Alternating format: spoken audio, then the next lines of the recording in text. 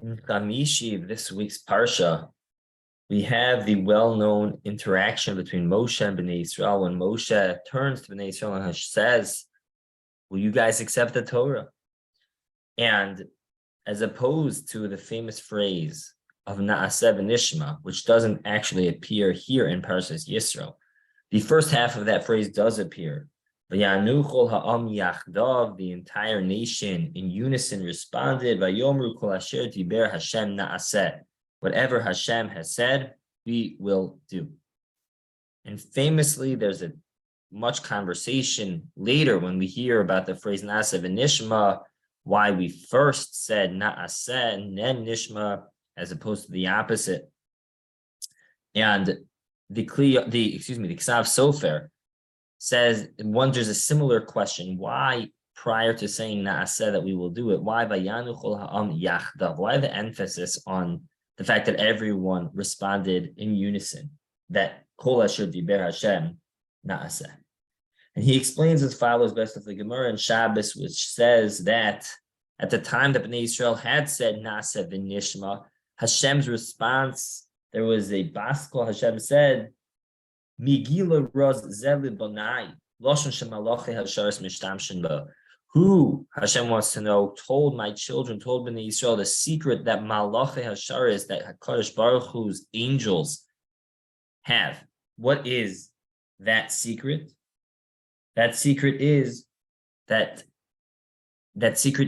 the Ksav Sofer explains, that they preceded the willingness to do so prior to hearing any reward. What do you mean?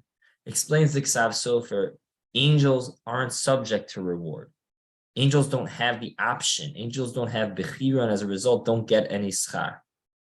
And what happened is that at that moment in time of Naaseh v'nishma, the Bnei Yisrael were acting like malachim, like angels. Because when it comes to human beings, when making a business transaction, when getting involved in any particular deal, we all know that it is only responsible to do so if we first understand the details, including the financial details and otherwise, and the reward that will come. Is this a reasonable, is this a worthwhile transaction? That's the human perspective. But the malachim, right? The malachim don't have that. The malachim don't have reward.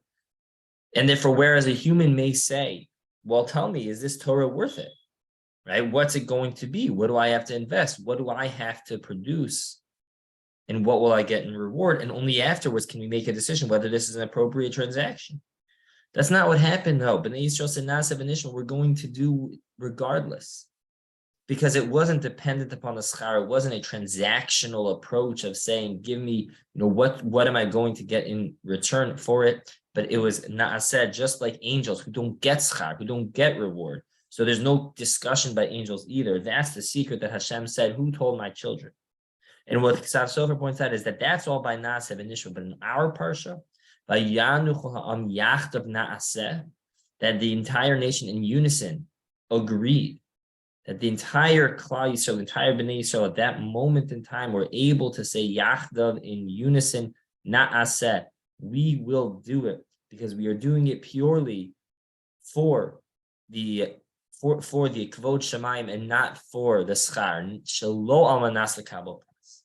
That it was not for the sake of receiving the Torah for the reward, but rather it was for the sake of being marbek Kvod Shemayim, regardless of what the reward be. Since that was their intention of receiving the Torah, all they had to say was Na'aseh, we will do it regardless of the reward, because the reward doesn't enter into the equation under these scenarios.